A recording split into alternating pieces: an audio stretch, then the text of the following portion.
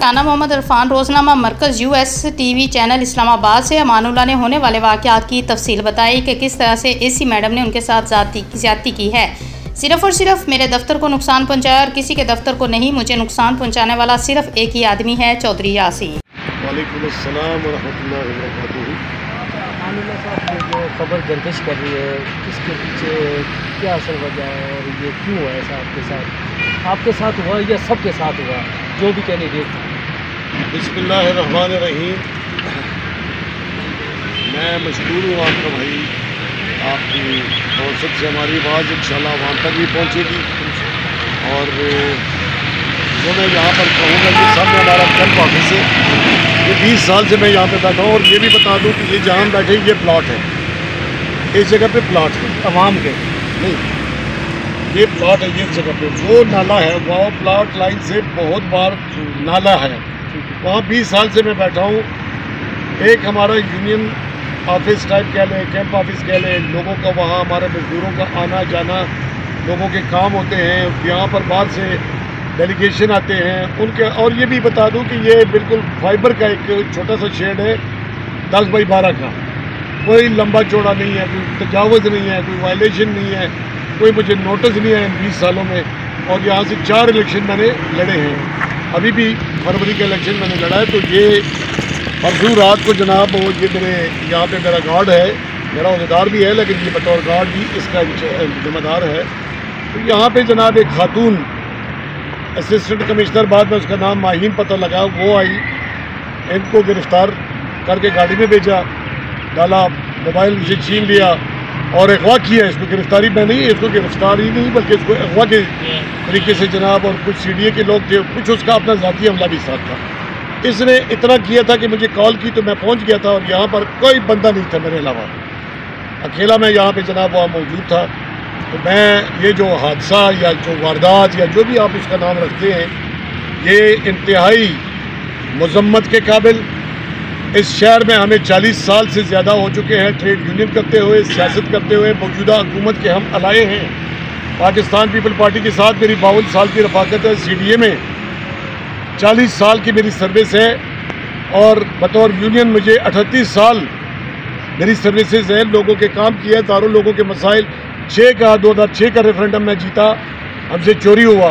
2009 का रेफरेंडम में जीता, मुझसे चोरी हुआ। 17 में अल्हम्दुलिल्लाह मैंने CBA लिया, 4 साल बतौर CBA 2021 तक मैं CBA रहा और लोगों की खिदमत की। और शरीफ लोग हैं हम, यहाँ पर कोई क्रिमिनल एक्टिविटीज़, यहाँ पर कोई आज तक इस्लामाबाद में हमारे ख़िलाफ़ कोई सियासी एक्टिविटीज़ के अलावा कोई बंदा कह दे, कोई उंगली उठाने वाला हो, तो हम कसूरवार होंगे। अकेला मुझे टारगेट किया गया, ये बिल्कुल टारगेटेड ऑपरेशन था। खातून आई, बदतमीज़ी कर रही थी, गालियाँ दे रही थी, सामान उठाया, और ये सामने ये जो बैनर उतारा, इसकी साथ नीचे यहाँ पाकिस्तान का परचम, वो फ्लैग को उधर बाहर लेके आई, इधर बाहर रख दे, उधर जिधर पड़ा हुआ था, यहाँ उतार के वो फ्लैग गई। फ्लैग बेहरमती नहीं, रॉड वो तोड़ते हुए जनाब, बैनर उतारते हुए उसने रॉड को तोड़ा। रॉड के साथ उन्होंने उसको नीचे ज़मीन पे रौंदा। ये लेडीज ने ये उसके कहने पे ही हमला कर रहा था। उसका जो उसके साथ जो उसका पर्सनल हमला आया था, उसका जो हमला आया था, उन्होंने जनाब उस परचम की तौहीन की। मैंने बोला ये बैनरों पे नस्र मिनल्लाह है व फतहुल करीब, वो सामने देख ले लिखा हुआ है। मैंने कहा कुरान की बेहुरमती मत करें, पाकिस्तानी परचम की बेहुरमती कर रही है। उसने पुलिस को ऑर्डर किया कि इनको गिरफ्तार करें। मैंने कहा ऐसे आसानी से तो खैर मैं गिरफ्तार आप नहीं कर सकती है। किस जुर्म के तहत वो आपको? मैंने कहा आपने कोई मुझे नोटिस दिया, और फिर दूसरी बात यह कि आपका क्या ताल्लुक है CDA की इस मामला से? ये तो CDA के डोमेन है। तो उसने कहा जनाब इसको अरेस्ट करें, गिरफ्तार करें, और इसकी गाड़ियाँ भी यहाँ से उठाएं, और ये करें, और ये कैंप तोड़े। मैंने वो नहीं तोड़ने दिया, आधा सामान मैंने बचा लिया, 200-250 के करीब कुर्सियाँ वो ले गई हैं। लेकिन मैंने रात को थाने में, मैंने 15 पे भी कॉल की उसी रात, मैंने रात को थाने में FIR, और ख़ास कर उस मामले में जो पाकिस्तानी परचम की उसने तौहीन की है, कुरान की तो की है, वो तो अल्लाह और उसका मामला है, इंशाल्लाह वो अल्लाह पाक खुद उससे पूछ लेगा। मैंने इसलिए, चूँकि हर बात को जब मजहबी तौहीन का नाम देते हैं तो लोग कहते हैं कि ये इल्ज़ाम लगाते हैं, तो उसका भी मैं मुतालबा करता हूँ कि जुडिशल इंक्वायरी में वो भी मुतालबा है मेरा, और ये FIR मेरी दर्ज की जाए थाना पारा में, पाकिस्तानी परचम की तौहीन की है, नीचे गिराया है। अभी भी वो परचम वहाँ पे वो आकर आपके सामने रखेंगे, देख लेना, आप उसकी तस्वीरें बना के ले जाना। इस जगह पे वो परचम तोड़ के नीचे गिरा के गई है। और इसके पीछे मैं ये समझता हूँ जो इस टाइम CDA के अंदर जो इलेक्शन जीता है, जिसको मैंने मुबारकबाद दी, बड़ी बात यह है कि इस टाइम चूँकि प्लाट 7,000 लोगों को मिल रहे हैं, तो मैं इसको बहुत सारे लोगों के कहने पे, दोस्तों के कहने पे, मैंने इसको ना का मसला नहीं बनाया, इज्जत का मसला नहीं, लेकिन मेरी इज्जत बेइज्जती का मामला है, मेरे पाकिस्तानी परचम की बेहुरमती का मामला है, उस पर माफ़ी नहीं है। वो FIR मेरी दर्ज होगी। और मोहसिन नकवी साहब से मेरा रब्ता है, उन्होंने मुझे तसल्ली दी है कि इजाला होगा सारी चीज़ों का। थोड़ी देर पहले भी मुझे वहाँ से कॉल आई है कि सेक्रेटरी साहब के पास आपको बुला रहे हैं।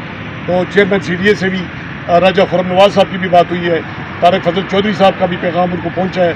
तो चौधरी मंजूर साहब है, मैं वक्त की हुकूमत को, जो कि पाकिस्तान पीपल पार्टी और नून लीग की मुश्तरका हुकूमत है, उनसे भी मैं बिलावल भुट्टो जरदारी साहब मेरे चेयरमैन है पार्टी के, 52 साल से मेरी रफाकत है, उनसे भी मैंने अपील की है।